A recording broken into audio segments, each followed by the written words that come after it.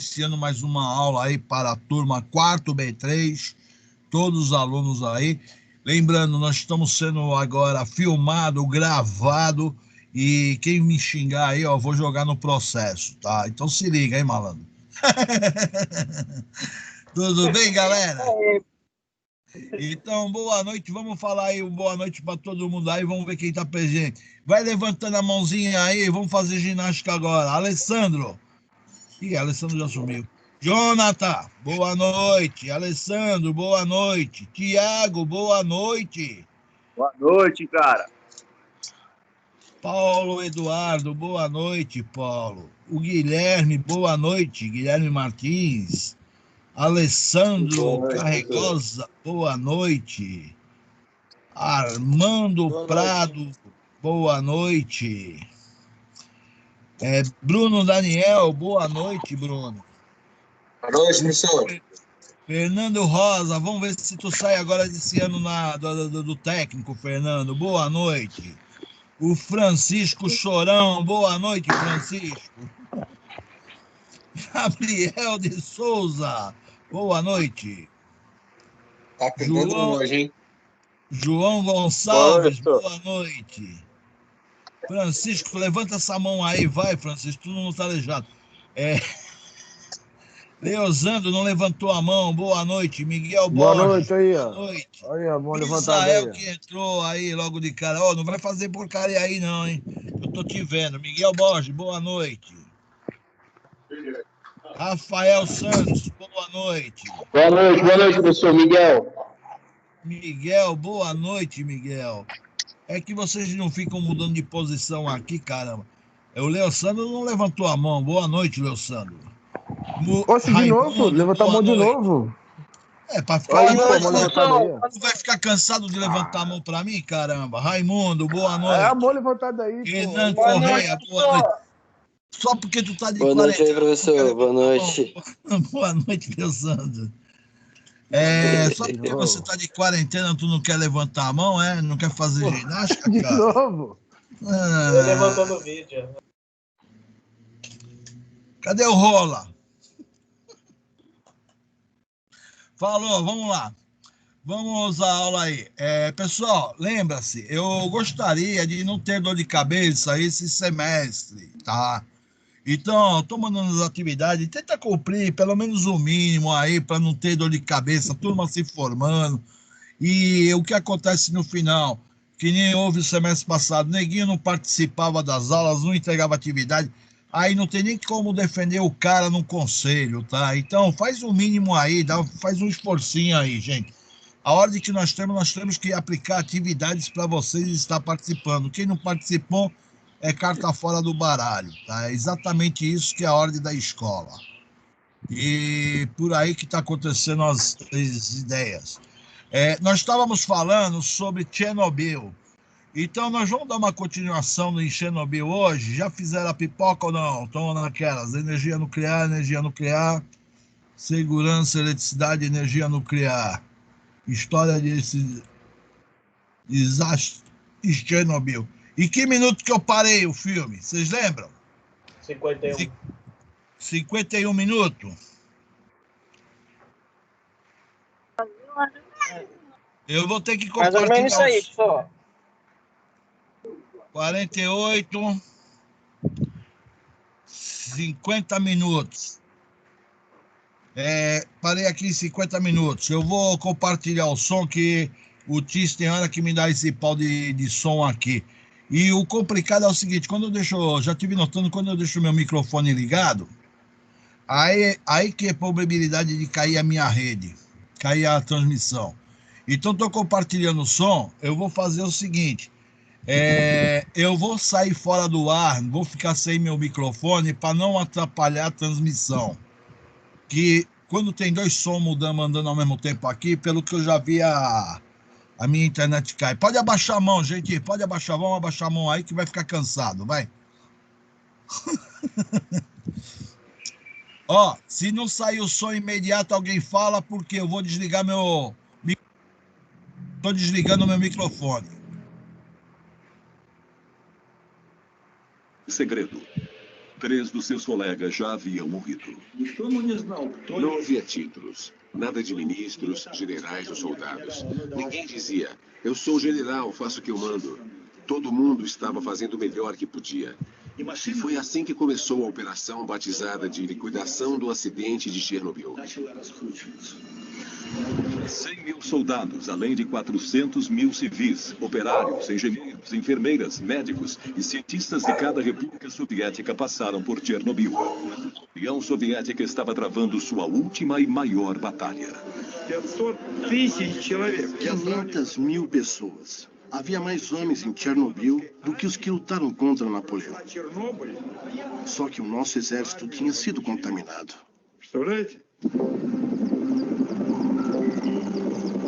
Do céu, os helicópteros despejavam toneladas de um líquido grudento, uma mistura que aglutinava e colava a poeira radioativa no chão. Enquanto isso, brigadas de liquidadores ficaram encarregadas de limpar a área, casa por casa, e remover a camada de poeira radioativa que cobria tudo.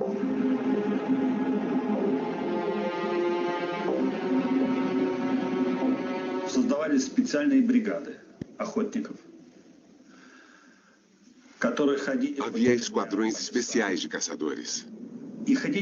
Eles usavam rifles e patrulhavam o interior e as florestas, matando cães e gatos.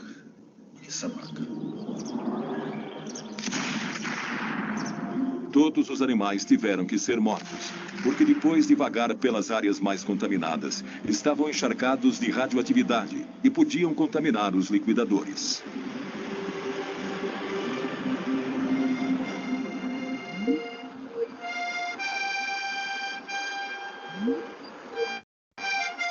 As últimas vilas onde ainda havia habitantes foram evacuadas. As casas foram demolidas uma a uma e enterradas. À noite, os caminhões, as máquinas e os homens estavam cobertos de poeira radioativa.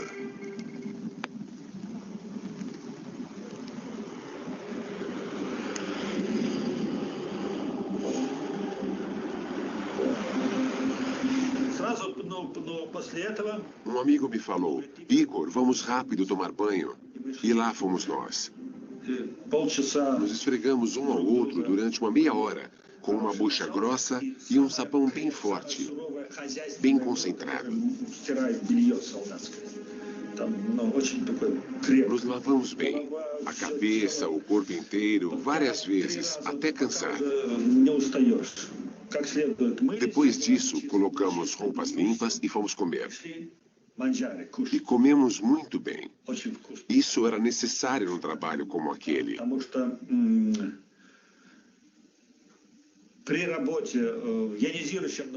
Porque com a radiação ionizante, você precisa estar forte, bem forte, porque toda essa radiação se aloja nos pontos mais fracos do seu organismo e lá se instala.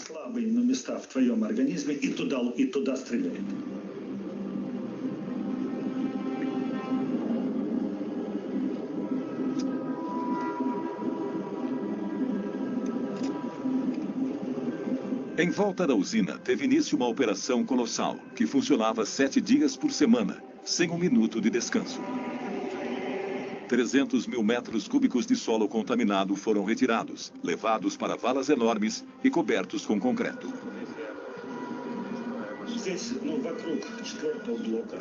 Aqui, em volta do quarto reator, foi onde as missões mais perigosas aconteceram.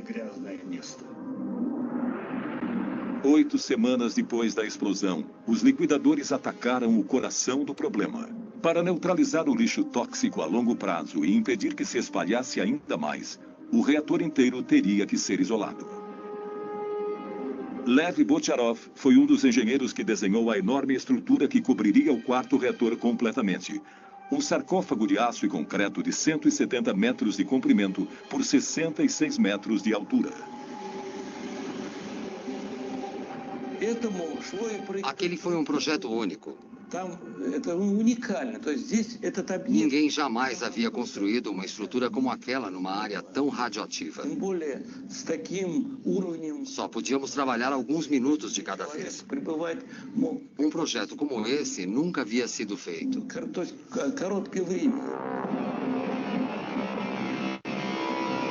Era um desafio gigantesco.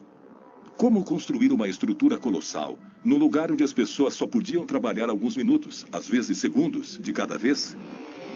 Uma situação como aquela exigiria maior capacidade de improvisação dos liquidadores e colocaria mais vidas em risco.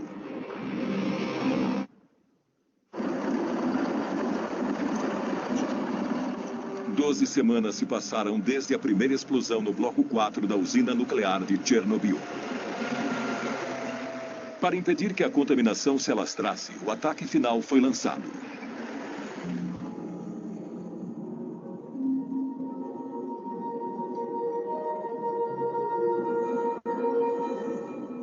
A radioatividade naquele setor era tão alta que só máquinas controladas à distância podiam trabalhar ali.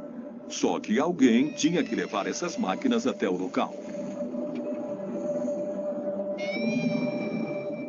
Os trabalhadores só podiam ficar ali alguns minutos. Caso contrário, receberiam uma dose letal de radiação. Cada segundo aumentava o risco de vida. Esse era um dos veículos blindados. Parece primitivo, mas nós mesmos tivemos que construir. Tivemos que forrar inteiramente as cabines com chumbo para proteger os soldados da radiação da melhor maneira possível. Тоже помогало.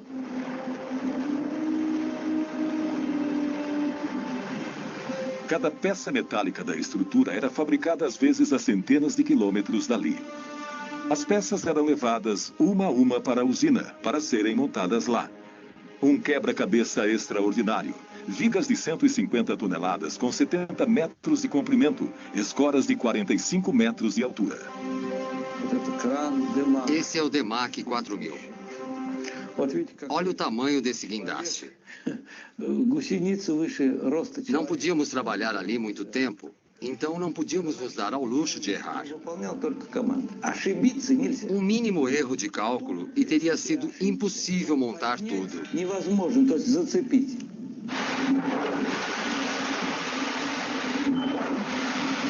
Apesar das péssimas condições, o trabalho progredia. 100 mil metros cúbicos de cimento foram utilizados na estrutura. Mas a descoberta de um novo problema suspendeu o trabalho. O teto da usina estava coberto por pedaços de grafite contaminados.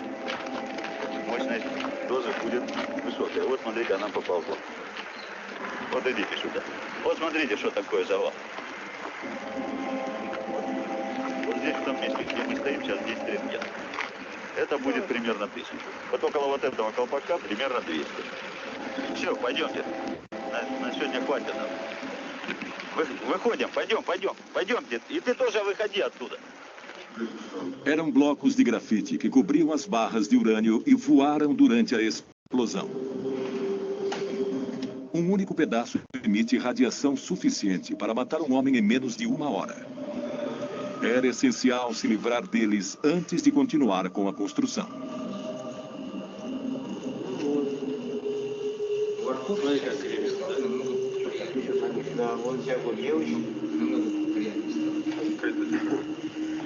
Там очень большие уровни радиоактивного излучения, поэтому туда подойти крайне тяжело. Ну и зачем туда пускать людей, когда это может быть? A solução foi levar robôs até o telhado para jogar os destroços radioativos lá de cima. 60 metros abaixo, outros robôs juntavam os detritos e os enterravam em valas. Mas depois de alguns dias, a radioatividade ambiente começou a afetar até as máquinas. Os circuitos eletrônicos não aguentaram. Entraram em colapso e pararam de funcionar.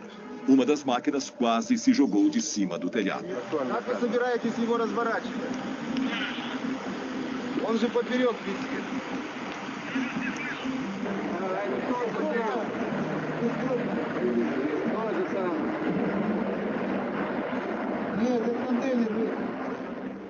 O uso de robôs teve que ser descartado. Eles teriam que ser substituídos por homens. E, naquela época, os soldados russos começaram a ser chamados de biorobôs. Um batalhão de jovens se preparava para subir no telhado do terceiro reator pela primeira vez. Todos tinham entre 20 e 30 anos de idade. Eram todos reservistas, convocados para a batalha mais perigosa e mortal em Chernobyl. Nenhum ser humano jamais tinha trabalhado em áreas com uma radioatividade tão alta. O general Nikolai Tarakanov comandou a operação e supervisionou pessoalmente os mínimos detalhes, como as proteções de chumbo que os soldados foram forçados a fazer à mão na véspera da operação. Os flancos, as costas, as botas. Eles estavam cobertos de chumbo da cabeça aos pés. Tinham chumbo no capacete, na máscara de proteção contra os raios beta. Tinha um chumbo no avental especial e na luva com dupla camada protetora. O uniforme completo pesava entre 26 e 30 quilos.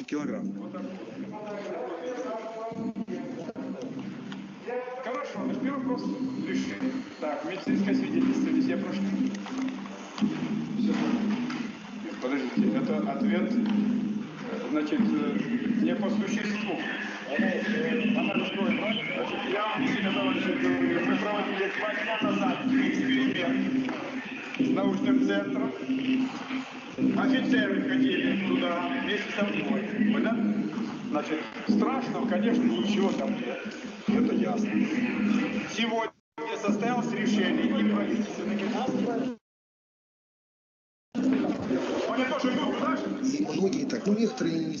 É claro que havia pessoas que não queriam ir, mas não tinham escolha. Eram reservistas, tinham que ir.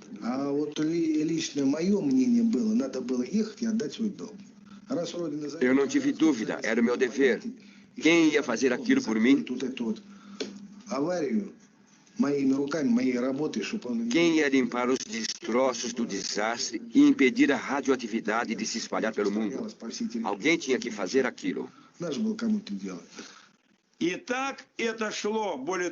Foram 2 semanas e meia no inferno. Um inferno que podia durar 2 ou 3 minutos para cada soldado, às vezes só 40 segundos se o nível estava muito alto.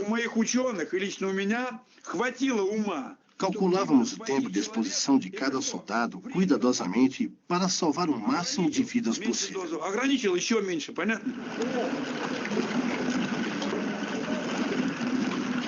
Quando a sirene tocava, um grupo de 8 soldados ia para o telhado junto com um oficial. A missão era bem simples: juntar os destroços radioativos o mais rápido possível e jogar tudo para baixo.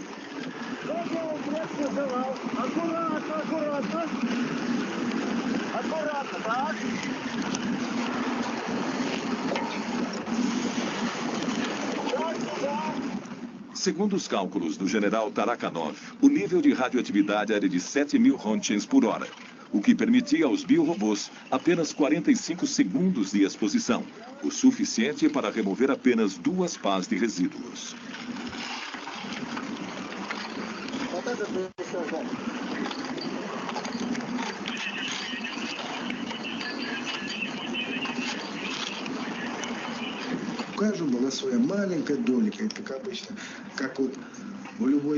Parecíamos formigas. Assim que os primeiros terminavam a tarefa, eram substituídos imediatamente por outros. Todo mundo trabalhava, por menos tempo que fosse. Foi assim, juntos, que combatemos a radioatividade. Durante 10 dias, grupos de biorobôs ficavam no telhado por 10 minutos. Segundo os militares, 3.500 pessoas participaram da limpeza. Algumas, como Igor Kosten e Konstantin Fedotov, subiram ao telhado 5 vezes.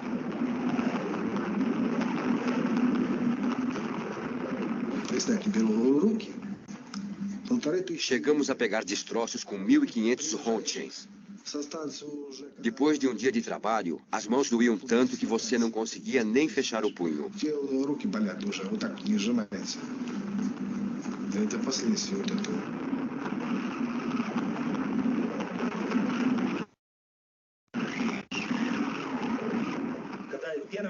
Na primeira vez que eu subi ao telhado, fui invadido por um sentimento místico. Era como estar num outro planeta. Estava tudo coberto de lixo radioativo. Minhas mãos tremiam. Eu não sabia em que mundo estava. Comecei a tirar fotos.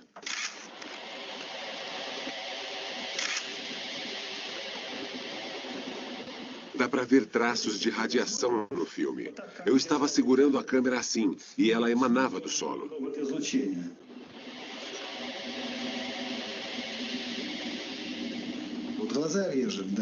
Os olhos começavam a arder e você ficava com um gosto metálico na boca. Quando você sentia essas duas coisas, sabia que tinha recebido uma dose alta demais. Eu não conseguia sentir os dentes. A minha boca estava com gosto de chumbo.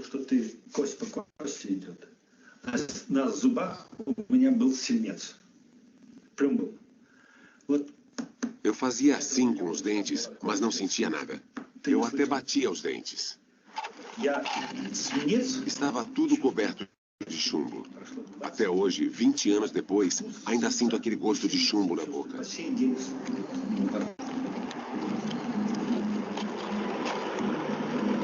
Depois, milhares de pessoas descobririam que aquele gosto estranho era o indício do ataque de um inimigo invisível.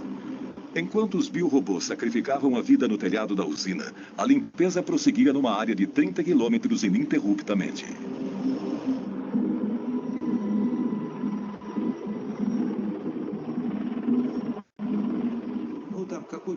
O trabalho que normalmente um homem levaria 1 hora para fazer, aqui em Chernobyl, era feito por 60 pessoas.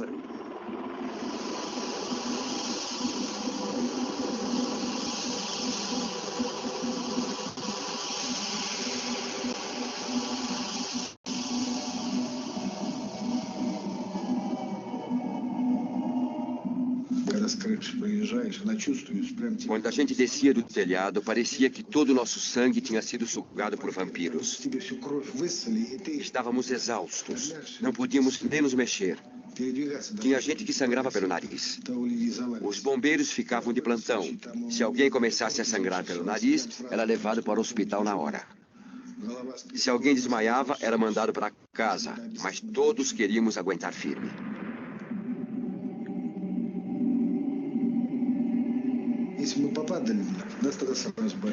Na época, éramos jovens e fortes. Ficamos doentes. Perdemos tudo.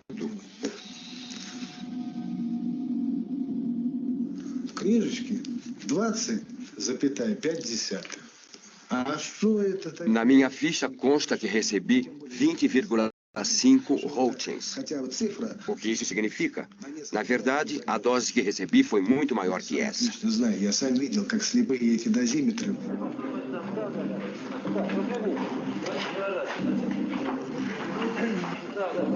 Позвольте мне от оперативной группы Министерства обороны СССР вручить вам почетный кров.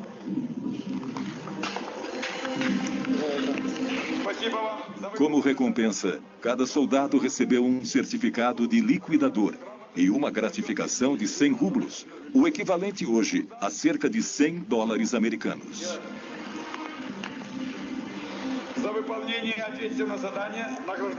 Eles arriscaram a vida, mas conseguiram reduzir o nível de radiação em apenas 35%.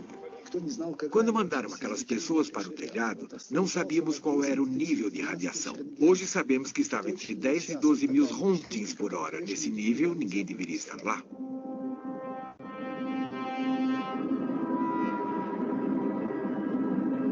Sete meses após a explosão, a área tinha sido limpa e o sarcófago construído.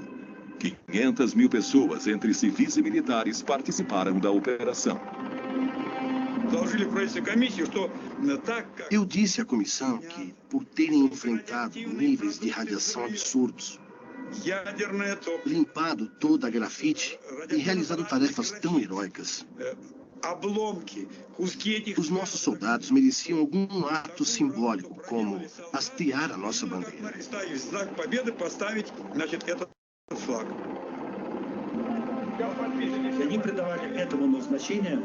Hastear a nossa bandeira ali foi como hasteá-la no Reichstag, quando o Exército Vermelho conquistou o fascismo. Para aqueles soldados, a bandeira era um símbolo do triunfo sobre a radioatividade.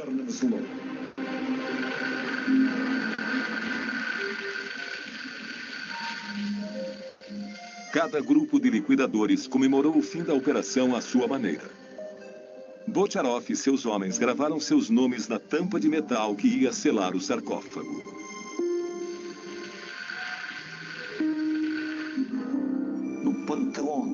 O sarcófago é um panteão. Um túmulo. Um mausoléu. Nosso segundo mausoléu. Depois daquilo, paramos de construir usinas nucleares.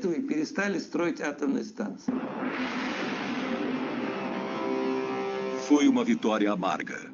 O país nunca se recuperaria.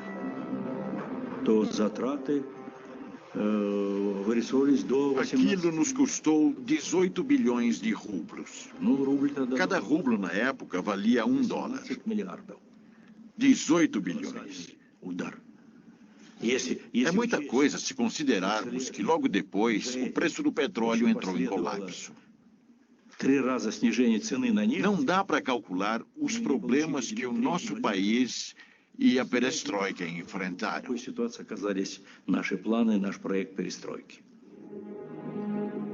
A primeira nevasca começou a cair sobre Chernobyl. Para as autoridades, era uma prova de que o sarcófago estava lacrado, pelo menos pelos próximos 30 anos, segundo a previsão. Os liquidadores voltaram para casa. Os reatores 1, 2 e 3 foram reativados. A primeira batalha de Chernobyl terminou anunciando o fim da União das Repúblicas Socialistas Soviéticas. E para muitos, marcou o início de uma guerra que, 20 anos depois, ainda não acabou.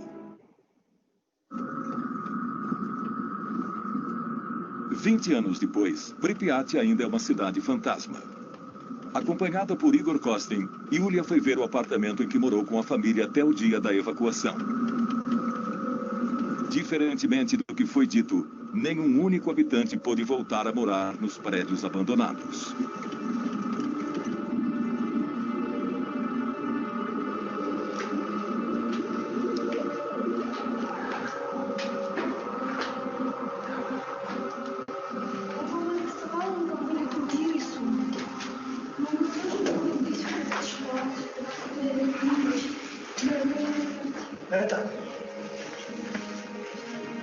Потрогайся, дед, раз ты пришла к себе домой.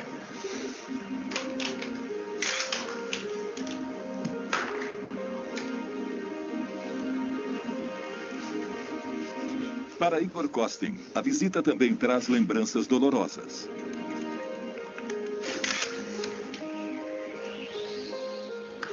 Ele foi exposto à radiação durante os 7 meses em que cobriu a operação.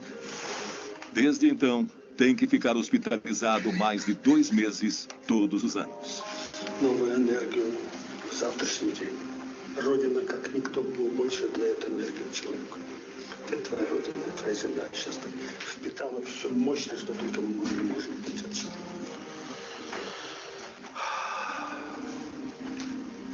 У меня такое ощущение, что я здесь была всю жизнь.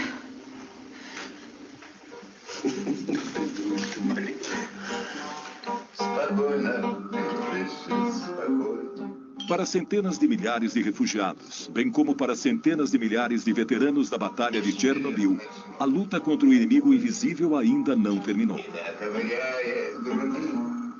Todos os que estiveram em Chernobyl ainda sofrem com a radioatividade que absorveram. Nos meses seguintes ao acidente, os liquidadores lotaram os hospitais por toda a União Soviética. 20 anos depois, aqueles que ainda estão vivos continuam a frequentar o hospital número 6. São todos vítimas do que os especialistas chamaram de Síndrome de Chernobyl.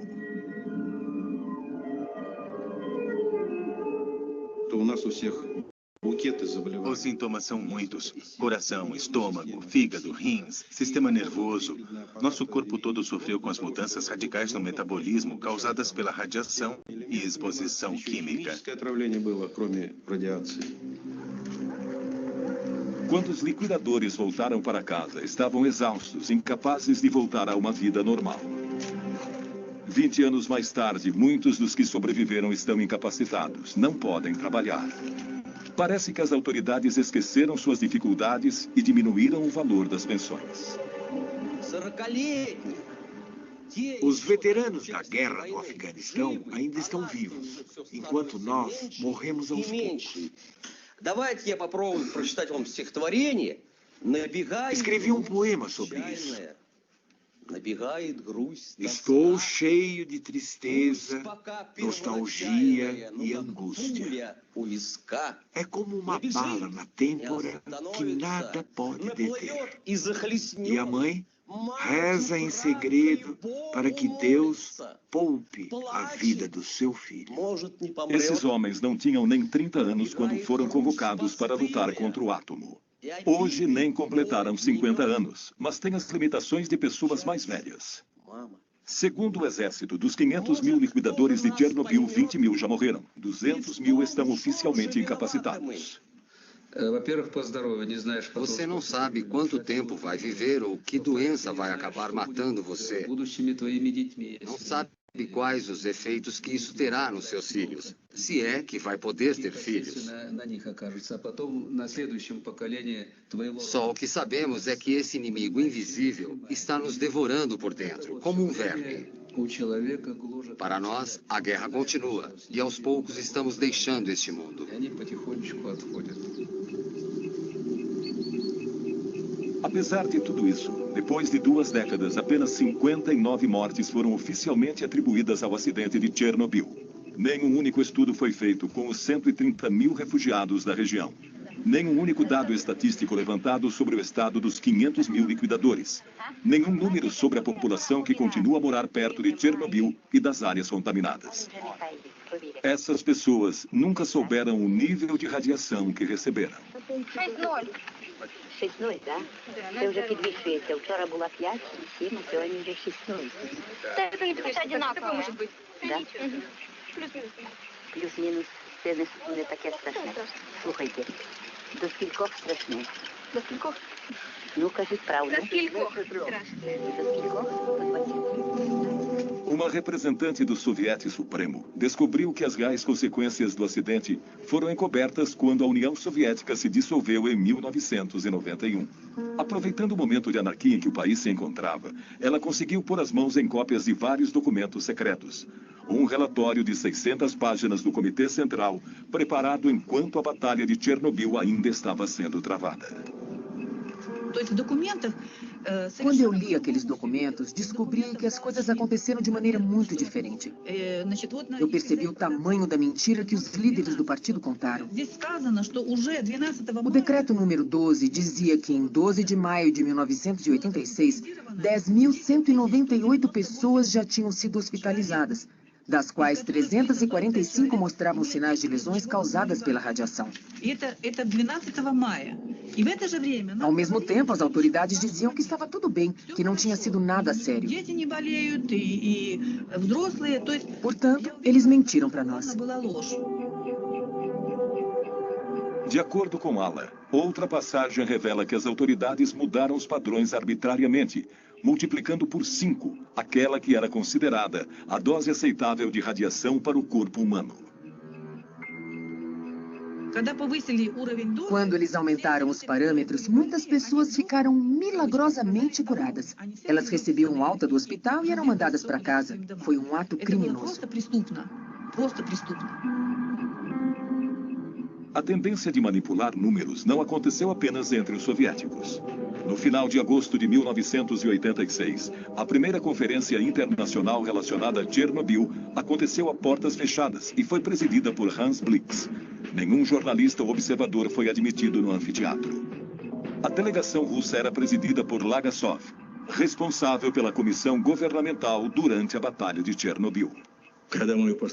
Quando nós o encarregamos de preparar o relatório, Dissemos que ele devia contar tudo. Ele produziu um relatório rico em detalhes que deixou todo mundo em estado de choque. Lagasov falou durante 3 horas. Seu relatório concluiu que nas décadas futuras haveria cerca de 40 mil mortes causadas por câncer como consequência do acidente. O mundo ocidental recusou-se a aceitar essa estimativa, e isso gerou uma discussão inflamada entre o Ocidente e o Oriente.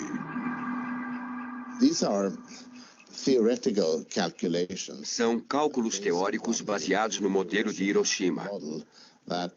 O efeito a longo prazo da exposição a um determinado tipo de radioatividade mata uma quantidade X de pessoas. Então, multiplica-se por 10. Presume-se que seja por 10. Esse foi o cálculo. Não é um número exato, não é empírico. Os números se mostraram extremamente flexíveis. Ao final da conferência, não se falava mais em 40 mil vítimas, mas sim em 4 mil prováveis mortes. Quase 20 anos depois, em setembro de 2005, esse foi o número oficial de vítimas do desastre. A oposição mais ferrenha à política de transparência dos soviéticos foi a dos franceses, que negaram que a nuvem radioativa passou sobre o seu país. Est-ce qu'on a constaté quelque chose au-dessus de la France?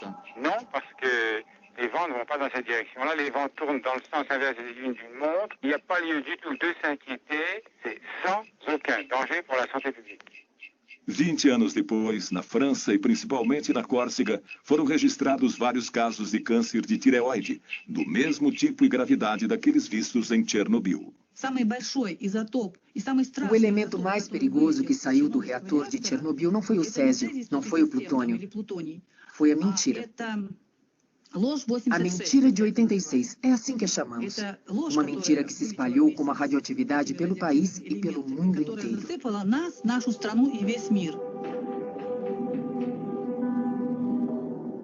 Em 27 de abril de 1988, no segundo aniversário do desastre, Lagasov, que tinha trabalhado tanto para revelar a verdade, decidiu pôr fim à sua vida.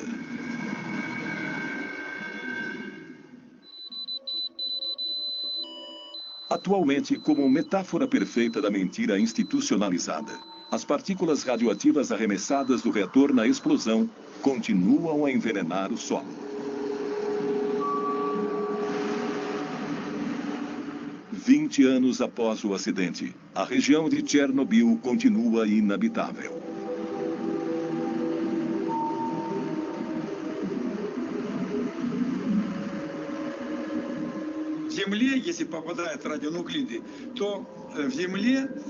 Em 5 anos, os radionuclídeos afundam 5 centímetros no solo contaminado.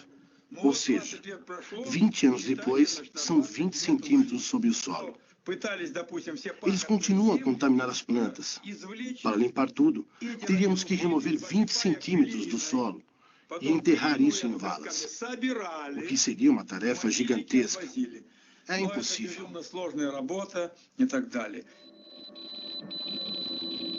Atualmente, 8 milhões de pessoas vivem em áreas contaminadas na Ucrânia, Rússia e principalmente na Bielorrússia.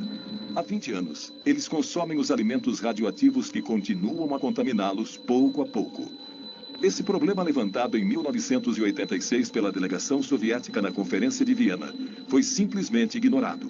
Ainda assim, 1.152 crianças foram tratadas de câncer de tireoide entre 1986 e 2002 num centro especializado em Minsk. Quantos outros casos existiriam em outras cidades? Nenhuma estatística mundial foi trazida a público. O médico Yuri Bandazevsky estuda as doenças nas populações de áreas contaminadas desde que o desastre ocorreu. Quando suas conclusões foram publicadas em 1996, foram condenadas imediatamente. Preso e oficialmente condenado por corrupção, ele passou os 5 anos seguintes na prisão. Em novembro de 2005, ele ainda estava sob prisão domiciliar. Vejam o que acontece quando a mãe é contaminada com césio durante a gravidez.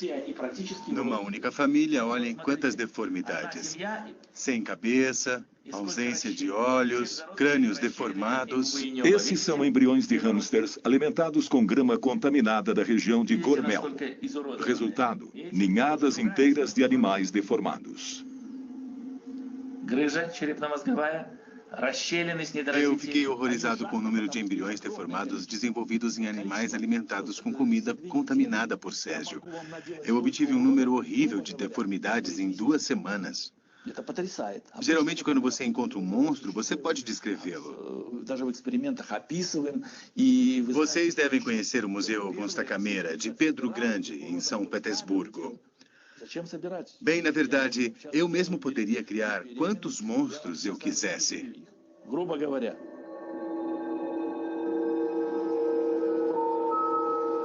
Nunca houve nenhum estudo oficial de mutações genéticas decorrentes do acidente em Chernobyl. Apesar disso e dos mais de 1000 abortos espontâneos que ocorreram após o desastre, centenas de crianças sofrem com os efeitos da radiação. As deformidades que vemos nessas crianças são parecidas com as que vimos nos hamsters de Bandazevsky. Na Bielorrússia, 300 mil crianças atualmente sofrem as consequências da contaminação. A IGCO, Cruz Verde Internacional, fundada por Gorbachev depois que ele deixou o governo em 1991, abriu centros de tratamento e apoio às vítimas de Chernobyl.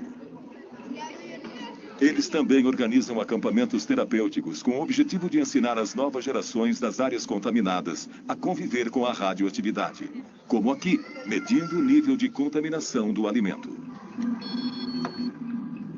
Por quantos anos isso vai continuar? 800 anos? 800 anos. Até o segundo Jesus Cristo nascer? Até ele voltar? Sim, Chernobyl teve um papel importante para nós todos. E é claro que temos que continuar pesquisando, que continuar investindo. Temos que reforçar os laços de cooperação com outros países e criar centros científicos internacionais para descobrir novas fontes de energia mais seguras. Isso é essencial. Eu não desejo que ninguém, seja amigo ou inimigo, passe por uma tragédia como essa. Ninguém merece passar pelo que passamos em Chernobyl. Somos todos humanos. Ninguém merece isso.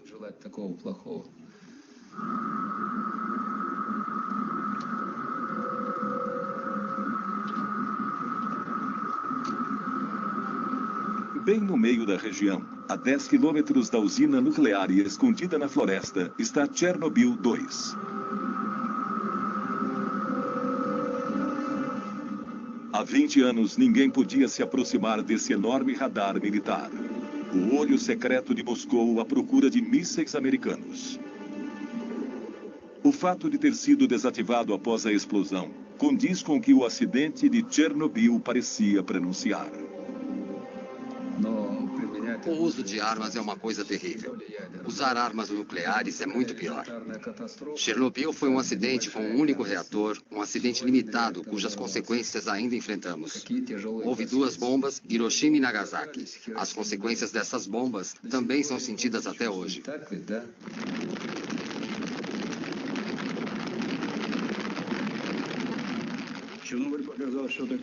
Chernobyl nos mostrou o que realmente acontece com a energia nuclear em mãos humanas.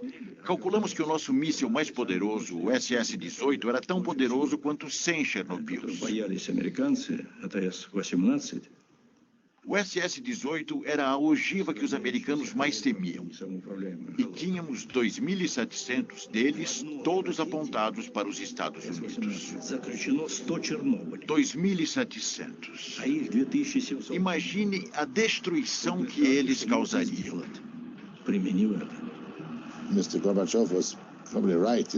Gorbachev estava certo em dizer que Chernobyl foi a melhor representação da radioatividade fora de controle.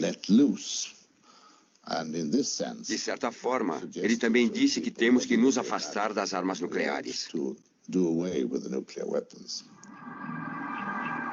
1 ano e meio após o acidente em Chernobyl, Gorbachev desativou todas as ogivas nucleares com alcance entre 500 a 5.000 quilômetros. 10 anos mais tarde, o tratado que proibia testes nucleares foi assinado por países do mundo todo, menos pela Índia. Chernobyl marcou o início do desarmamento dos 2 maiores rivais nucleares do mundo. Chernobyl convenceu a todos. Tanto soviéticos como americanos perceberam a magnitude dos vulcões atômicos sobre os quais os dois países estavam sentados. Não só esses dois países, mas o mundo inteiro. O mundo inteiro.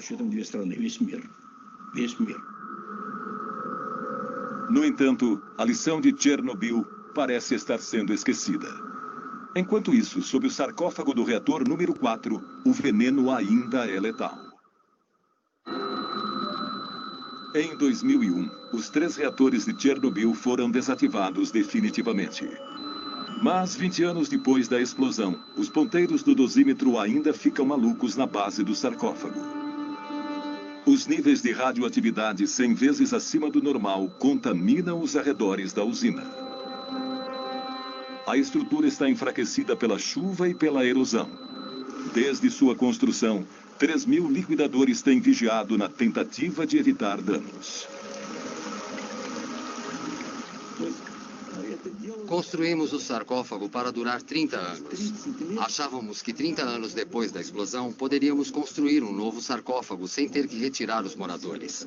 20 anos se passaram e nada foi feito ainda. Ele tem que ser substituído, mas a Ucrânia não tem dinheiro para isso. Nós também não.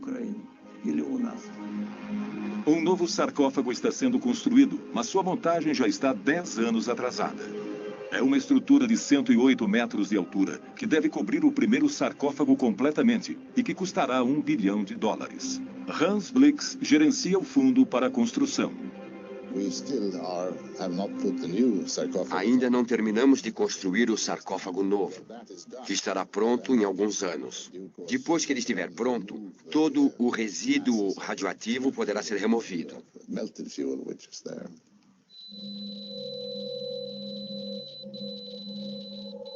O magma frio que está dentro do reator, a 14 metros de profundidade, ainda é uma ameaça terrível. E assim continuará por muito tempo.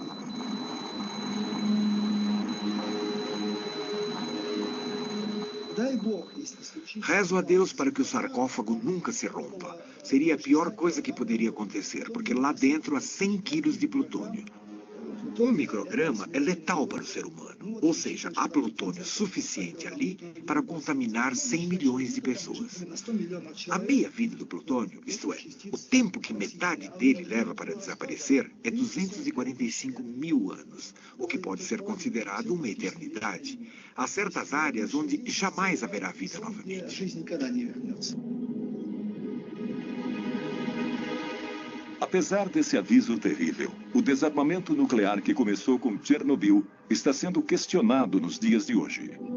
Se o desenvolvimento nuclear para uso civil promete trazer soluções para problemas como combustíveis fósseis e aquecimento global, esse cenário nos lembra que essa é uma opção com sérias consequências, que requer o maior cuidado e informações exatas sobre os riscos que apresenta. Chernobyl também nos lembra que se temos que conviver com a radioatividade e os perigos inevitáveis que ela traz, precisamos poupar as gerações futuras dos riscos de um apocalipse nuclear.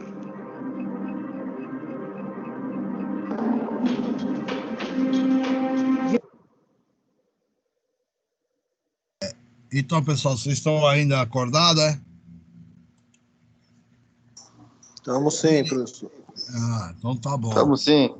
Ô, pessoal, essa história de Chernobyl é que quem participou, quem realmente se dedicou o seu tempinho de vida aí, para ver, é um livro que a gente acabamos de ver, né? Um livro você lê e de repente eles fizeram essa filmagem falando da história de Chernobyl. E tem o livro de Chernobyl também, tá? E justamente essa história saiu para o mundo só nos anos de 2006 a 2007. E a história ficou enrustida, ninguém sabia o que realmente havia acontecido lá em Chernobyl, tá? Com isso aí, o que acontece? O acidente foi em 86, quando foi no ano de 1991, simplesmente desfez a União Soviética. É que a maioria do pessoal aí não viveu essa geração. Eu mesmo, que nessa idade aí, eu estava com 26 anos de idade, estava para surgir a Terceira Guerra Mundial, que nem a gente escuta hoje, essas politicagens todinhas aí. era na época, quando eu era jovem. A gente não sabia se saía de casa e ia ter mundo no dia seguinte, porque era o chamado Guerra Fria, Estados Unidos com a União Soviética. Uma vez que Chernobyl teve acidente, desfez a União Soviética, ficou só a Rússia, tá? E com isso aí, o que acontece? Houve o desarmamento nuclear e, ao mesmo tempo, dentro dessa estrutura toda aí, o que acontece em termos de Chernobyl?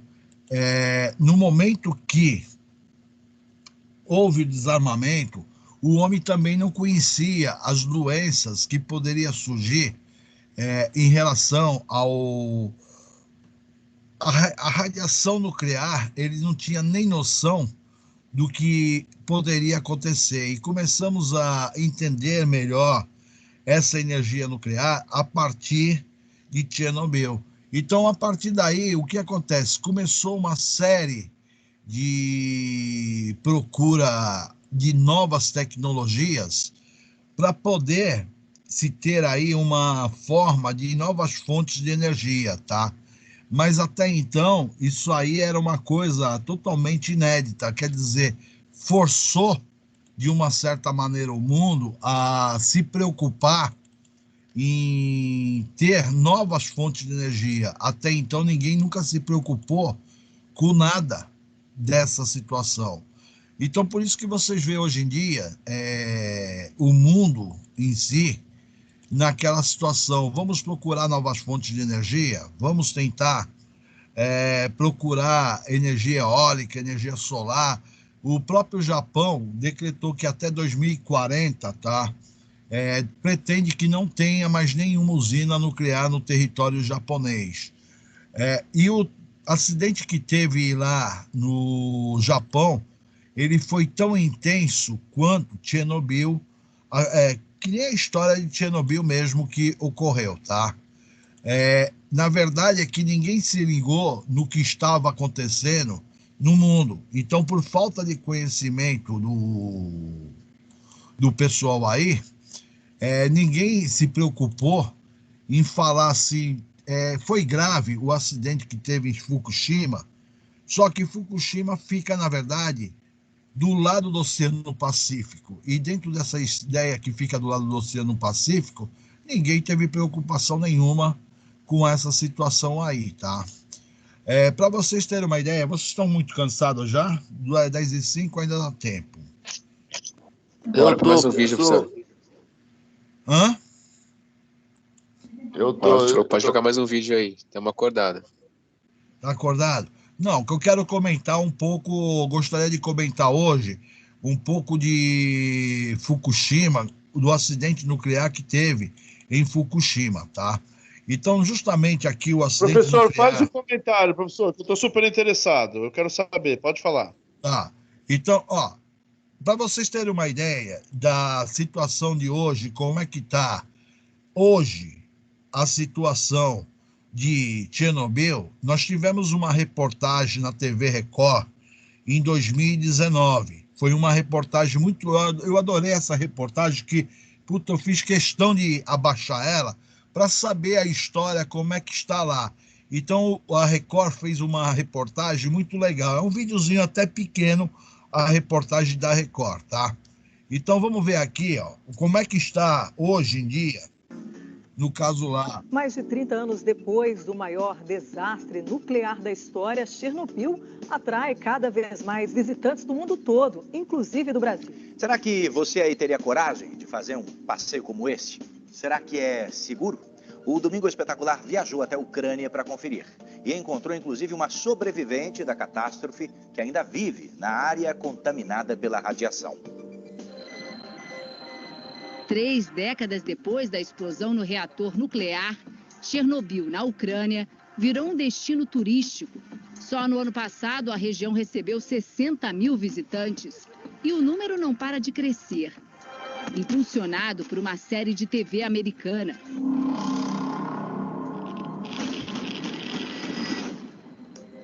Mas o que há por trás dessa procura?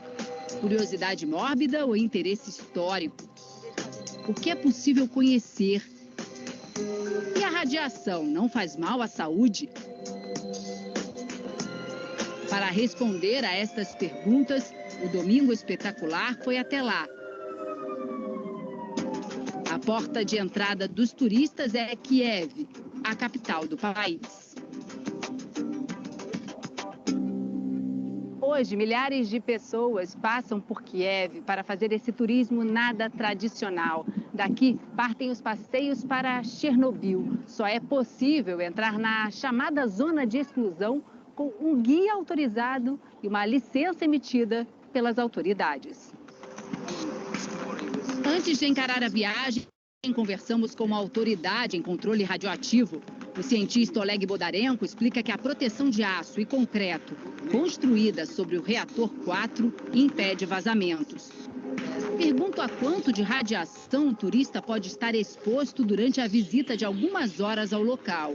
A quantidade é menor do que a de um exame de raio-x, ele responde. It's trifle, it's negligible. No dia seguinte, acordamos cedo para encontrar Nassar, nosso guia. Ele verifica os passaportes e as roupas. Para entrar em Chernobyl, é obrigatório usar sapatos fechados, calças e manga comprida.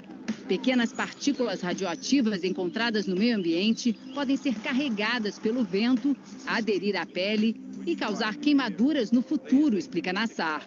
And yeah, if they stick to our skin in the future, it can cause like skin burns.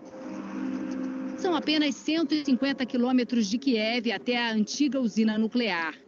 Nos postos de controle, os militares conferem os documentos e a autorização dos grupos.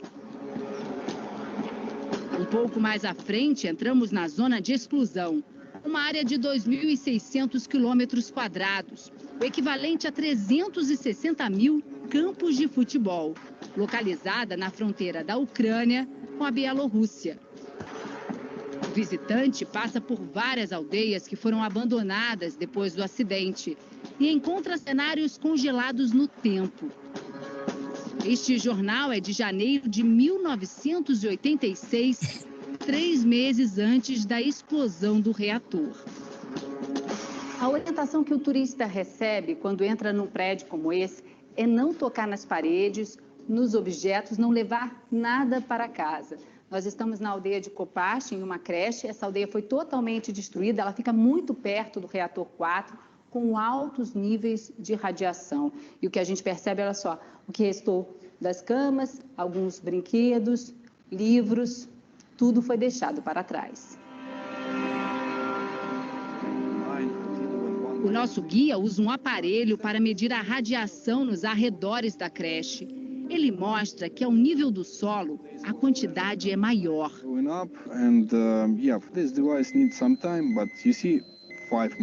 O alarme indica que é hora de sair do local. Durante o deslocamento, encontramos um grupo de turistas franceses. Marcelo é fotógrafo e conta que está emocionado por estar em um lugar histórico. Because it's historic. E dá para acreditar que ainda tem gente que se arrisca a morar na região. Essa aí é a casa da dona Hanna, de 85 anos.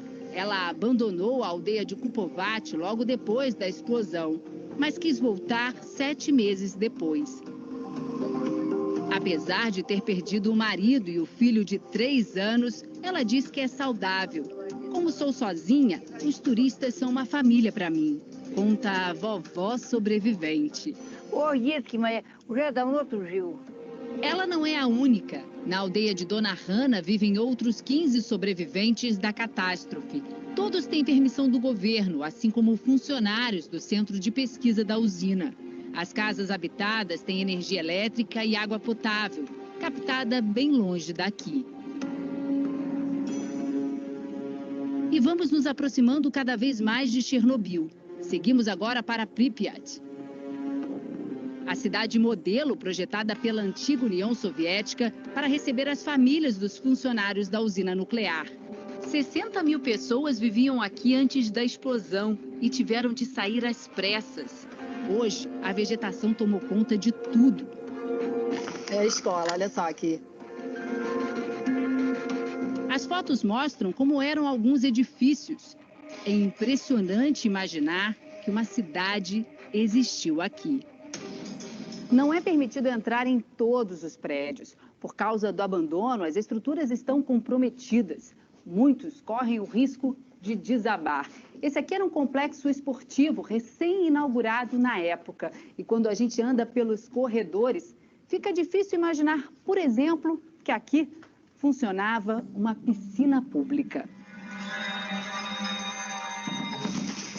Alemães e poloneses estão no topo da lista de turistas que mais visitam Chernobyl. Esse destino pouco convencional despertou o interesse de chineses, indianos e até de brasileiros. Isso aqui é um marco da história soviética e eu sempre fui interessado, né, pela história deles, né, a competição na Guerra Fria. E também aqui tem a questão da natureza retomando o que era uma vez urbano. É incrível, é incrível. É um sonho sendo realizado. E finalmente chegamos ao momento mais esperado da viagem, a usina nuclear de Chernobyl. Próximo do lugar do acidente, o nível de radiação é bem mais alto e só é possível gravar de dentro do carro em movimento. Um desses locais é a Floresta Vermelha, vizinha da usina. Ela ganhou esse nome porque mudou de cor com a explosão. E agora começa a ficar vermelha, dando um alerta que a gente tem que sair daqui.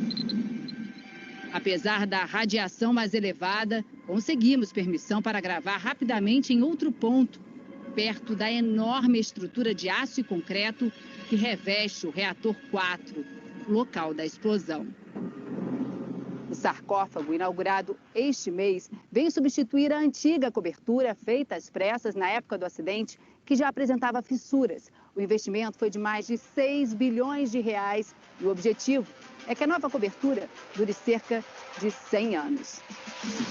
Na madrugada de 26 de abril de 1986, o reator 4 de Chernobyl explodiu e espalhou 7 toneladas de combustível radioativo na atmosfera. Contaminação 100 vezes superior à da bomba de Hiroshima. Apesar dos dados oficiais indicarem 31 mortos, estimativas apontam um número muito maior, entre 4 mil e 93 mil vítimas fatais. No Brasil, um vazamento de material radioativo também fez vítimas, pouco mais de um ano depois da tragédia de Chernobyl. E assim como na Ucrânia, a cidade brasileira virou alvo da curiosidade dos turistas, como mostra a repórter Mônica Novaes. Goiânia foi o palco do maior acidente radiológico do mundo. Em 13 de setembro de 1987, 2 catadores de lixo encontraram um equipamento de radioterapia no prédio abandonado de uma clínica. Sem saber do perigo, levaram a máquina para casa e romperam uma cápsula cheia de césio-137, um pó que emitia um estranho brilho azul. A casa da Sueli fica em uma das áreas contaminadas na época. Ela teve contato com o césio através de uma vizinha. Sueli levou a substância para dentro da própria casa na sola do chinelo. Por sorte, nem ela nem os filhos foram contaminados. Mas uma cena marcou a aposentada. Eu tive que passar para a fila para ver se nós não estávamos contaminados, que eles pegaram meu filho, na época ele tinha 6 anos, né? E ele teve que vir embora nu, né? Para casa, porque as roupinhas que ele estava vestido estavam tudo contaminadas. A menina Leide das Neves ingeriu partículas da substância radioativa. Aos 6 anos, foi a primeira vítima fatal da radiação. O rosto dela virou um dos símbolos da tragédia. Outras 3 pessoas contaminadas diretamente morreram. E pelo menos 150 sofreram contaminação grave. Hoje, moradores e turistas podem visitar os cenários dessa tragédia. O lugar onde estamos é onde a cápsula de césio-137 foi aberta. E a partir daqui, partículas do material foram levadas para dezenas de pontos na cidade de Goiânia. Nesta área de 830 metros quadrados, viviam 2 famílias. No período da descontaminação, as casas foram demolidas e o piso acimentado. e assim está desde então.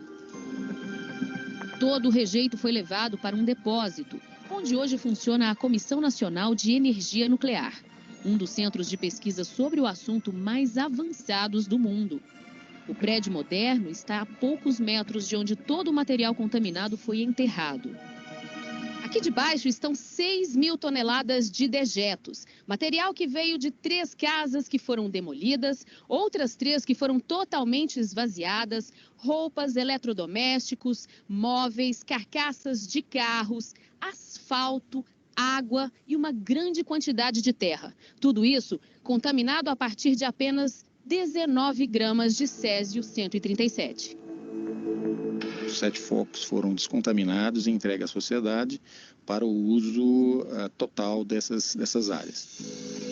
No depósito, em Goiânia, também funciona um museu onde é possível conhecer um pouco da história do acidente com o césio 137. Ele tem que ser mostrado para que sirva de alguma lição, para que pessoas se mirem no que aconteceu e não permitam que aconteça novamente. Na Ucrânia, as autoridades são rigorosas com as visitas aos arredores da usina. Em diferentes pontos, passamos por equipamentos como este, uma espécie de scanner para medir a radiação no nosso corpo. A catraca só abre se o nível estiver dentro do permitido. É assim que temos acesso ao único restaurante dentro da área de exclusão. Ele é usado pelos funcionários da usina e atende também aos turistas. O local é considerado livre de contaminação. Toda a comida servida aqui vem de outras regiões. Os pacotes custam em média R$ 400 e a visita é sempre na companhia de guias autorizados pelo governo. São eles que indicam onde e por quanto tempo o grupo vai permanecer em cada local. Esse é um dos lugares preferidos dos turistas, um dos símbolos da cidade abandonada. Os brinquedos do parque de diversão nunca foram usados pelas crianças. A inauguração estava marcada para 5 dias depois do acidente. Bruce veio do Canadá. É muito curioso ver como as árvores cresceram apesar da radiação, diz. That's the biggest surprise. Para os ucranianos, o turismo em Chernobyl é uma forma de manter viva a história, mas principalmente de lembrar as pessoas que deram a vida para salvar o mundo de um desastre ainda maior. A guia Marina diz que sem elas não seria possível andar por aqui com segurança. O turismo é para mostrar que o sacrifício dos heróis não foi em vão, diz ela. It was difficult, but it was for something. Talvez por isso, quem sobreviveu a Chernobyl, como a vovó Hannah, faz questão de responder com a mesma alegria a pergunta que todos os turistas fazem a ela. Por que a senhora continua aqui? Porque sou feliz, responde. Apesar da persistência corajosa da vovó ucraniana, Chernobyl ainda vai levar muitos anos para voltar a ser habitável. Segundo os cientistas, isso pode levar até 20.000 anos. Eu volto pensando mais na vida, valorizar mais a vida, que a gente não sabe o dia de amanhã. Então a gente tem que cuidar do nosso meio ambiente, cuidar do que é nosso, do nosso lar, né, que é o mundo. Então, pessoal, dentro desse programa que eu tento passar para vocês aí, na verdade, essa divulgação de Chernobyl, que a gente escuta, vai acabar esquecido na história. E é uma história muito recente, isso tudo que aconteceu, tá? Muito recente. É que nem o sarcófago, que nem a mulher falou aí da TV Record, né? Cada vez que eu assisto o vídeo, assim, daí eu começo a ver detalhes que eu passou desapercebido pela primeira vez. Segundo ela, o sarcófago foi terminado em 2019, o novo sarcófago. Então, quer dizer, já era previsto isso aí para ser terminado há mais de 10 anos atrás. E só foi terminado em 2019, 2020, o ano passado, tá? Então, essa situação aí de levar essa mensagem, o que vem a ser a energia nuclear, ela foi descoberta em 1945, Segunda Guerra Mundial, só que para fim pacífico, ela teve o primeiro uso em 1959, que justamente na União Soviética, a Rússia, montou a sua primeira usina nuclear, tá? Inclusive, essa primeira usina nuclear, se vocês pesquisarem na internet, ela já foi desativada, que tem o tempo de vida útil dela. Ela já foi desativada. Mas, assim, de 45 para 2020, você fala, pô, 45 vai me dar 55 até 2000, dá 70 anos de conhecimento de tecnologia de energia nuclear. 70 anos por uma situação que, se sair fora do controle humano, não tem como, você não pode ter falhas. Se tiver uma falha operacional, a pessoa que está numa usina, ela falha humanamente, simplesmente pode acontecer uma grande catástrofe em si. E isso aí, o que acontece? Muitas vezes nós temos Angra dos Reis, tá, aqui no Brasil, Rio de Janeiro, era para ter sido montada aqui na Baixada Santista, inclusive na Praia Grande, mas veio o meio ambiente que proibiu. Na época, eu cheguei a fazer uma ficha para trabalhar, eu fui até no canteiro de obra na Praia Grande, eu era novo, rapaz novo, né? Daí eu, vou trabalhar na usina nuclear. Aí fui lá, fiz uma ficha, estava me formando como técnico, tinha me formado como técnico de eletrotécnica, eu todo ansioso. De repente, eles mudaram para o Rio de Janeiro. Quando mudaram para o Rio de Janeiro, foi a seguinte situação: era uma posição estratégica o Rio de Janeiro. Eles alegaram que não tinha nenhuma usina no Rio de Janeiro, porque no Rio de Janeiro não tem rio. Então lá a gente costuma dizer dentro da área que é um terminal de linha. O que vem a ser essa palavra terminal de linha? Ela não tem como gerar energia local. Então a única forma de você abastecer o Rio de Janeiro é você pegar Itaipu, pegar as usinas de Minas Gerais, levar a energia até eles lá, porque eles não têm hidrelétrica, não tem fonte de energia. Então fica assim, imagina uma mangueira levando água e dentro dessa mangueira ter vários furos, todo mundo consumindo a água ao longo percurso. Quando chega lá, no final da mangueira, está chegando pouca água. É o caso do Rio de Janeiro. Aí eles usaram esse argumento para montar a usina nuclear no Rio de Janeiro. Porém, se você pegar o histórico de Angra dos Reis, ela nunca produziu um potencial grande, falar assim, favorável, falar assim, está funcionando a todo vapor para alimentar o sistema elétrico. Não, ela nunca funcionou. Aí quem entende um pouco de eletricidade e acompanha, você percebe que, na verdade, a usina Angra dos Reis, se você ler, pegar a literatura, foi uma situação estratégica que o Brasil encontrou para poder ter contato com a energia nuclear. Então, quer dizer, passamos uma época de Guerra Fria, todo mundo queria bomba nuclear, energia nuclear. De repente, o Brasil ele entrou nesse mercado de energia nuclear a partir de Angra dos Reis. No ano de mais ou menos aproximado 2015, o Brasil conseguiu desenvolver uma tecnologia muito favorável à construção do combustível nuclear para alimentação das usinas nucleares. Então, houve um desenvolvimento tecnológico mexendo com o urânio enriquecido, que só o Brasil retém essa tecnologia. Inclusive veio a ONU, veio todos os órgãos oficiais visitar a instalação, porque o Brasil já estava produzindo o combustível para a alimentação da usina nuclear. E a tecnologia era muito 10 em termos de avanço. Então, quer dizer, brasileiro tem uma capacidade enorme de evoluir.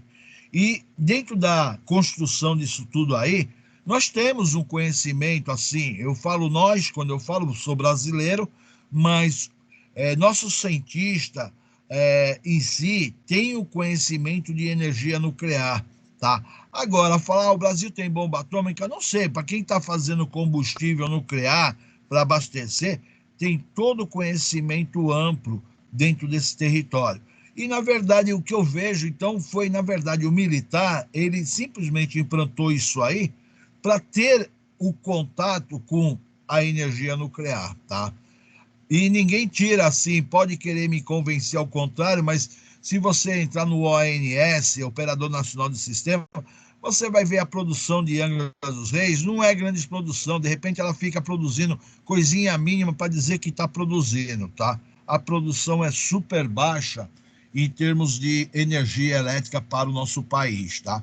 Agora, além disso tudo que eu estou falando para vocês, muitas doenças, que nem você viu no vídeo aí, elas surgiram a partir da energia nuclear, certos tipos de câncer, que o câncer, na verdade, a partir da energia, radiação nuclear em si, ele passa, muitas vezes a pessoa não pega o câncer, tá? Simplesmente vai ter uma mutação da sua célula e você vai passar para as futuras gerações. Não quer dizer que se a pessoa pegar uma irradiação nuclear, ela vem morrer de câncer ou qualquer coisa. Não, ela pode simplesmente ter uma mutação e simplesmente estar passando para a futura geração. É que nem vocês viram no vídeo lá que teve um cientista que fez pesquisas com os ratos, começou a analisar as futuras gerações que nasceram a partir do desastre de Chernobyl. A pessoa nascia sem braço, sem perna, cabeça grande, aí saía com deficiência. Simplesmente houve uma mudança genética dentro de uma determinada raça, só que ninguém sabia. Então, na verdade, esses conceitos são conceitos novos para a nossa humanidade. Então fica aquela situação, vamos manter a energia nuclear? Não sei. Talvez aí, passando mais uns 50 anos, 100 anos, o homem venha aperfeiçoar e não precisa abandonar esse projeto de energia nuclear.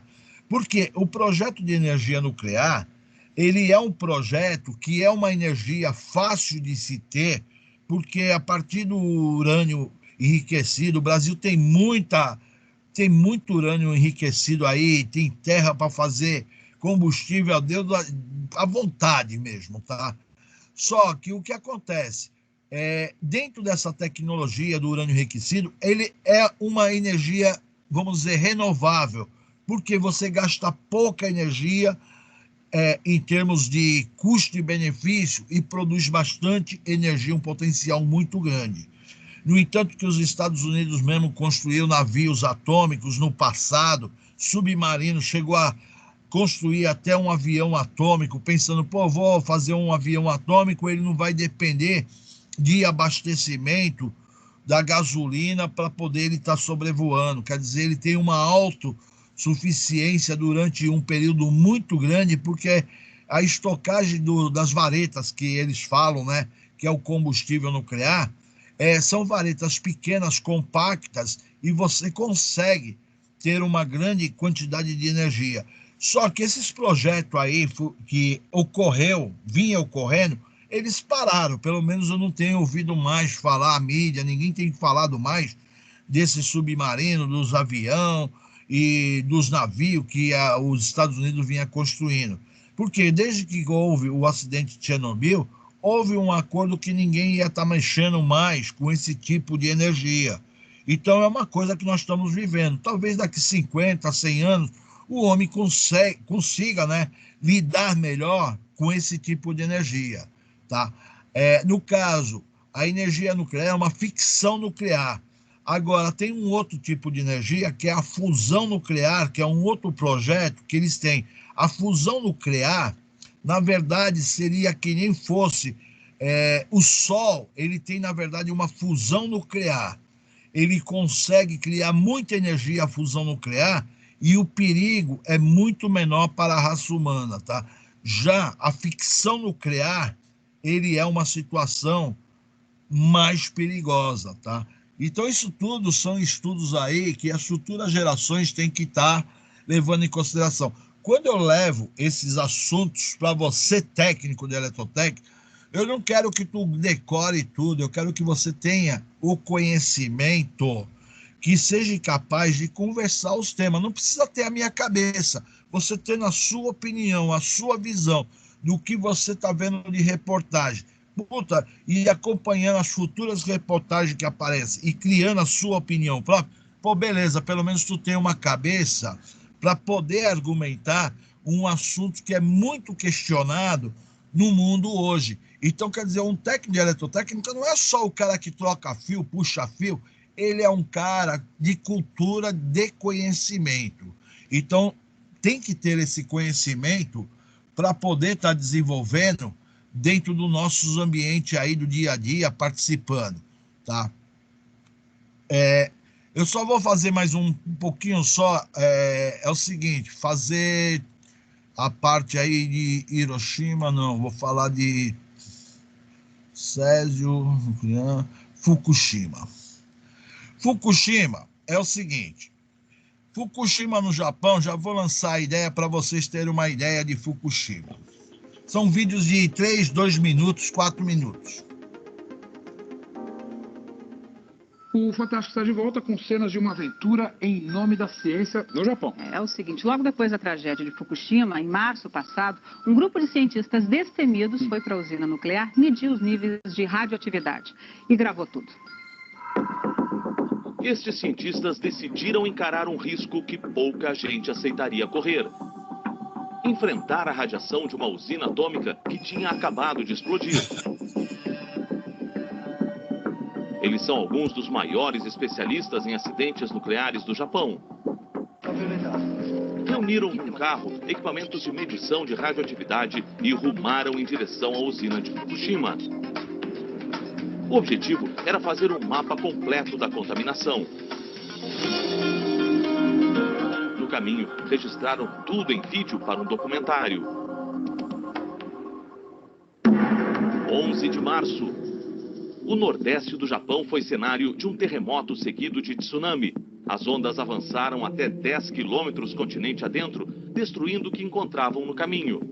O pior aconteceu na usina nuclear de Fukushima. O tsunami danificou o sistema de resfriamento dos reatores nucleares. Superaquecidos, eles começaram a explodir.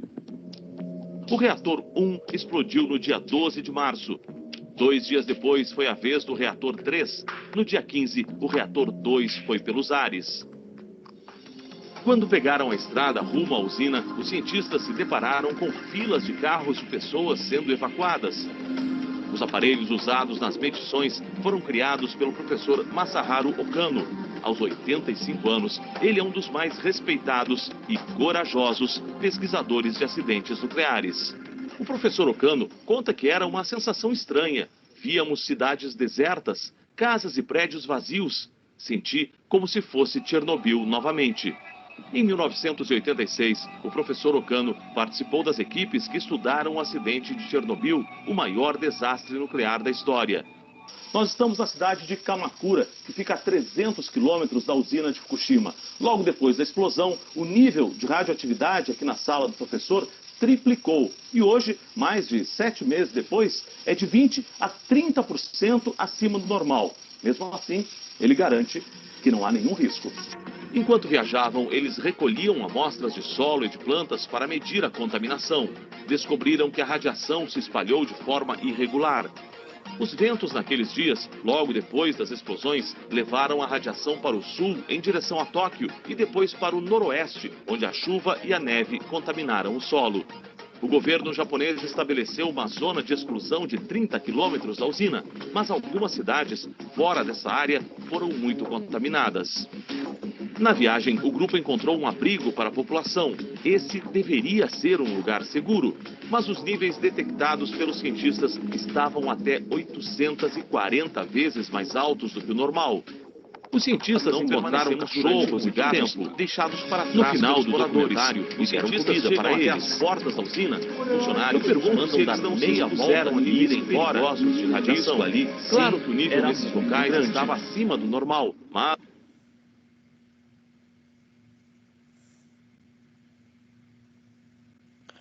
Deu uma travada. Olha só o que aconteceu lá no...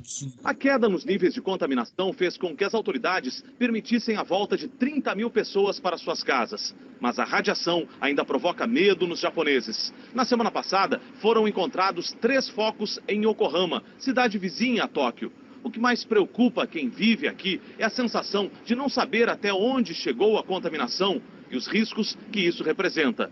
São dúvidas que, com coragem e determinação, esses cientistas tentam responder. Então, uma reportagem de 5 minutos que ocorreu dentro de Fukushima, tá? Dentro de Fukushima, um vídeo também de 2, 3 minutinhos aí, ó. 1 minuto e 17 esse vídeo. Um grande terremoto e um tsunami atingiram o nordeste do Japão em março de 2011, provocando o maior acidente nuclear em mais de 25 anos. Explosões danificaram a usina nuclear de Fukushima, onde 3 reatores entraram em fusão. O reator número 4 foi desligado, mas a piscina de armazenamento com as barras de combustíveis foi danificada e está vulnerável. A retirada é essencial para diminuir os riscos durante o desmantelamento da central nuclear. Imersos em água a uma temperatura de 15 a 20 graus atualmente, as barras com 4 metros de comprimento têm que ser transferidas com a ajuda de uma máquina por controle remoto para um reservatório com 90 toneladas de água e que pode abrigar 22 barras. Esta operação deve durar vários dias. O combustível deve ficar totalmente imerso. A exposição ao ar livre pode provocar um vazamento. A caixa é selada e levada para local seguro. Devem ficar ali entre 10 e 20 anos caso não se consiga outro local. A piscina tinha mais de 1.500 conjuntos, mas muito desgastados. Apenas 202 eram novos. A retirada integral começou em novembro de 2013 e deve terminar no final de 2014. Então, essa situação aí, ó, já está falando de 2013 para 2014 e o acidente foi em 2011, tá? Para ver como é que é a situação. 11 de março de 2011, um terremoto seguido de tsunami devastou a costa nordeste do Japão. O desastre atingiu a usina nuclear de Fukushima e desencadeou a pior crise no setor atômico desde a tragédia de Chernobyl, em 1986. Um ano depois, os reatores entraram em um estado que o governo e a TEPCO, operadora da central, chamam de desligamento frio. Mas o perigo continua para os 3.000 trabalhadores do local. Os empregados trabalham hoje no máximo 3 horas por dia, seja de manhã ou de tarde. Já no reator 3, não há nenhum funcionário. Qualquer um que entrasse no prédio receberia em apenas 2 horas a mesma quantidade de radiação que, segundo a Organização Mundial da Saúde, as pessoas recebem em média durante um ano. Em outras partes da usina, a cada dia surge uma nova missão. Nossa prioridade hoje é descontaminar a água de refrigeração, que está altamente radioativa. Mas este processo é extremamente complexo.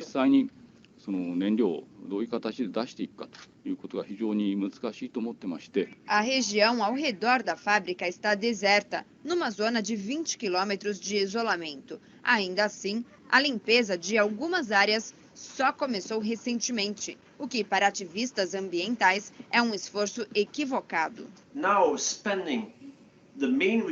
Gastar agora os principais recursos na descontaminação em áreas de onde as pessoas já foram retiradas é um erro total de prioridades e vai ser muito difícil e caro transformar de volta num cenário mais ou menos seguro. Deveríamos ajudar quem já está vivendo em áreas contaminadas. Com meia-vida de 30 anos, o césio que poluiu a Terra até uma distância de 250 quilômetros de Fukushima ainda promete causar problemas por muitas décadas. Então, imagina isso, essa fala que ela fala por mais de 250 quilômetros. Quando você fala por mais de 250 quilômetros, você vai fazer isso aí um perímetro, um raio de 250 quilômetros, é uma região inteira que você está contaminando, tá? Então, justamente, essa situação é precária. Para vocês terem uma ideia, de Santos para o Rio, de São Paulo para o Rio, é 400 quilômetros, tá? E uma das coisas que ninguém se ligou no acidente de Chernobyl, quando sofreu aí, é aquela situação. Ninguém observou, ninguém comentou o local que ficava a usina de Fukushima, porque, na verdade, ela fica do lado do Oceano Pacífico. 11 de março de olha só o local 2011, que ela... um terremoto seguido de tsunami devastou a costa nordeste do Japão. O desastre atingiu a usina nuclear de Fukushima e desencadeou a pior crise no setor atômico desde a tragédia de Chernobyl, em 1986. Um ano depois... O que eu queria dizer para você, esses vídeos tem na internet, vários vídeos, em relação a Fukushima.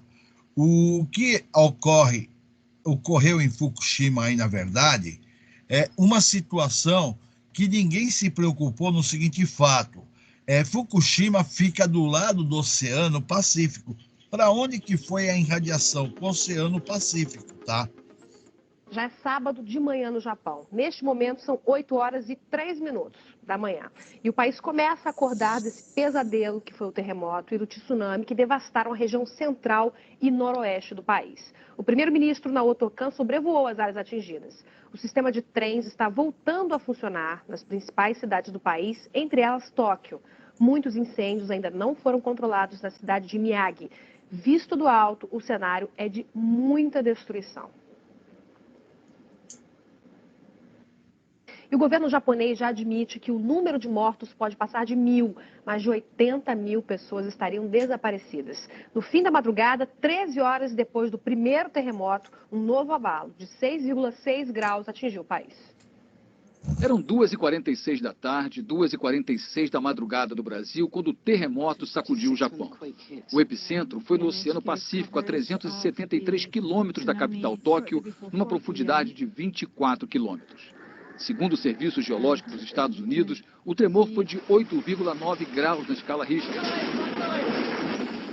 As autoridades japonesas informaram que chegou a 8,8 graus. O terremoto mais devastador registrado até hoje foi de 9,5 graus no Chile, em 1960. No Japão, o terremoto mais forte havia sido em 1923, quando a capital Tóquio foi sacudida por um tremor de 7,9 graus. Hoje, as cenas de desespero se repetiram durante quase 2 minutos. Nos escritórios, nas ruas, uma mulher filmou o momento do tremor em casa. Com muito esforço, ela consegue sair.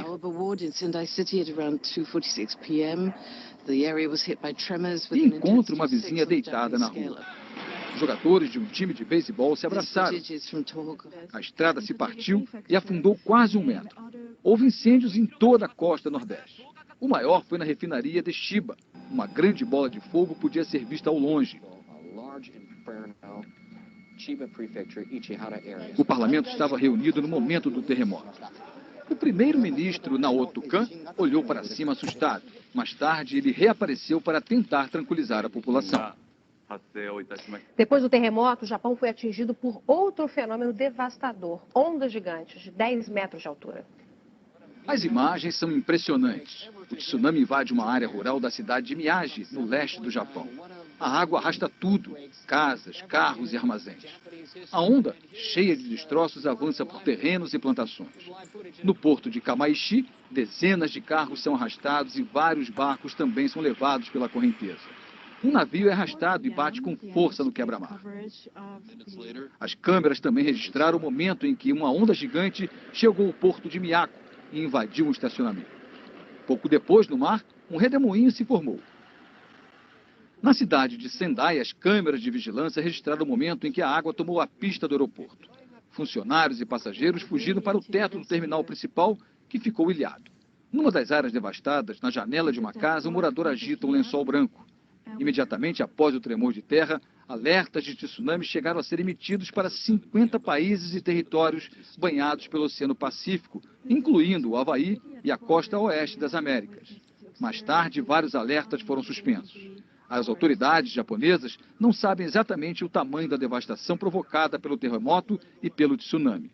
São muitas as informações encontradas ou não confirmadas. O Japão decretou estado de emergência nuclear no país depois do terremoto. É uma medida preventiva para acompanhar mais de perto o funcionamento dos reatores. 11 reatores nucleares foram desativados por precaução. Na usina de Fukushima, houve uma falha num dos sistemas de resfriamento. O ministro do Comércio japonês admitiu a possibilidade de ocorrer um pequeno vazamento de radiação no local. O nível de radiação num dos reatores está 1000 vezes acima do normal e a pressão é quase o dobro da ideal. O governo pretende liberar vapor radioativo para reduzir toda essa pressão. 3.000 pessoas que vivem na região tiveram que abandonar as casas.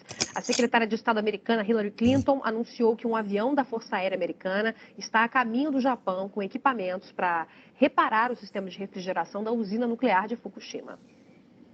Então, para eles tentam esconder a informação da população. Simplesmente o que acontece na usina, num acidente, é isso aí. Não vamos alarmar a população. Passada a tsunami, os danos causados a vários reatores nucleares no Japão são, no momento, o grande temor internacional. Olha a posição que fica os reatores. Agora há pouco, o governo japonês anunciou o vazamento num segundo reator. A situação nas usinas tornou-se perigosa. No portão de um dos prédios, na região de Fukushima, no leste do Japão, a radiação já é 8 vezes maior que a normal. Na sala de controle do Fukushima 1, o nível de energia radiativa ultrapassou em 1000 vezes o padrão normal. 45 mil moradores no raio de 10 quilômetros da usina estão sendo retirados. Com o terremoto, os reatores desligaram automaticamente, como previsto, mas o tsunami tirou de funcionamento a eletricidade usada para o sistema de refrigeração da água da instalação nuclear. A água resfria os elementos combustíveis compostos de urânio enriquecido. Eles permanecem dentro de uma espécie de piscina, que, resfriada, evita o acúmulo de vapor radiativo no vaso de contenção externo, feito de concreto. Se a água não for resfriada, válvulas liberam automaticamente vapor radiativo, como forma de impedir uma pressão insuportável dentro da proteção externa e o superaquecimento dos elementos combustíveis. Foi o que aconteceu na usina em Fukushima. A liberação do vapor radiativo foi determinada pelo próprio governo japonês, como uma medida de emergência para evitar o risco de um acidente maior, o superaquecimento dos elementos combustíveis, o que levaria a uma catástrofe nuclear. O físico nuclear José Goldenberg, um dos mais respeitados cientistas dessa área no mundo, diz que os engenheiros precisam trabalhar rápido, porque o aumento de material radiativo no ar pode trazer consequências graves à população japonesa, mas confia numa solução técnica. Acho que é um problema de algumas horas e eu estou seguro de que os engenheiros japoneses devem estar se esforçando terrivelmente para resfriar o reator. A informação que eu tive, inclusive, é de que os Estados Unidos ofereceram assistência técnica para ajudar os técnicos japoneses a resolver esse problema. Então, liberação de vapor aí, de radiação no ar. Para onde que vai esse vapor? Uma explosão na usina nuclear de Fukushima, a 250 quilômetros de Tóquio, pode provocar o derretimento de um reator nuclear. O acidente deixou 4 funcionários feridos e provocou a liberação de uma fumaça branca da central. O Japão está em estado de emergência nuclear. Câmeras flagraram o momento exato da explosão. Ela aconteceu quando funcionários tentavam esfriar um reator da usina. O teto e as paredes que protegem o reator desmoronaram com o acidente. O governo japonês comunicou à Agência Internacional de Energia Atômica que vai permitir a saída controlada de vapor da usina, que fica a 250 quilômetros de Tóquio. O objetivo é reduzir a pressão no interior da central e impedir uma fuga descontrolada de radioatividade. O reator já tinha vazado radiação. A Agência de Segurança Nuclear do Japão confirmou uma fuga de césio radioativo do local. O primeiro-ministro japonês Naoto Kan, que viajou para inspecionar a usina, afirmou que houve um vazamento de quantidades mínimas de radiação. Televisões locais afirmam que a radioatividade na planta está 20 vezes acima do normal. De acordo com a agência France Press, na central Fukushima 2, a radioatividade registrada na sala de controle do reator atingiu um nível 1000 vezes superior ao normal. Técnicos da usina, porém, detectaram que o nível de radiação do lado de fora da usina está 8 vezes acima do normal. O governo japonês já começou a remover moradores da região. Na primeira etapa, realizada hoje, foram priorizados os que moram a até 3 quilômetros da usina. Quase 50 mil pessoas já deixaram as casas. O plano é remover todos que moram num raio de 10 quilômetros a partir da usina. O canal público de televisão do Japão, NHK, aconselhou a população local que permanece em casa a fechar as janelas numa tentativa de reduzir a entrada de radiação. Então, espero que você esteja observando a posição estratégica da usina, porque qualquer vazamento de radiação nuclear está caindo no Oceano Pacífico. E o Oceano Pacífico tem vida. O peixe que você come, vem um outro peixe que come outro peixe, e simplesmente tu pode comer um pescado que foi contaminado com uma irradiação. É diferente de Chernobyl, que era no meio do continente, tá? As imagens aéreas mostram a usina de Fukushima antes do terremoto que atingiu o Japão no dia 11. Após a tragédia, a lama cobre grande parte da instalação. Nesta terça-feira, as imagens mostraram os danos em 2 dos reatores da usina. Apesar das explosões, o governo japonês disse que por dentro eles continuavam intactos. A Agência Internacional de Energia Atômica, que está monitorando a situação, disse que o sistema de proteção dos reatores resistiu aos impactos e que isso tem contido vazamento de material radioativo. O repórter da BBC explica o que acontece na usina de Daiichi. Dentro do reator, os bastões de combustível nuclear passam pelo processo de fissão. Os átomos se separam e liberam energia. Injeta-se água que circula ao redor do reator, formando vapor e fazendo funcionar geradores de eletricidade. Mas se faltar água no reator, os bastões de combustíveis podem se superaquecer e derreter. O combustível nuclear pode então vazar para o fundo do container. Mas a menos que haja uma falha, diz o repórter, o fundo de aço é feito para resistir e evitar um vazamento. Essas imagens são de antes do terremoto. Ao longo do dia, os técnicos tentaram bombear água nos reatores, como nesse exercício, mas não conseguiram.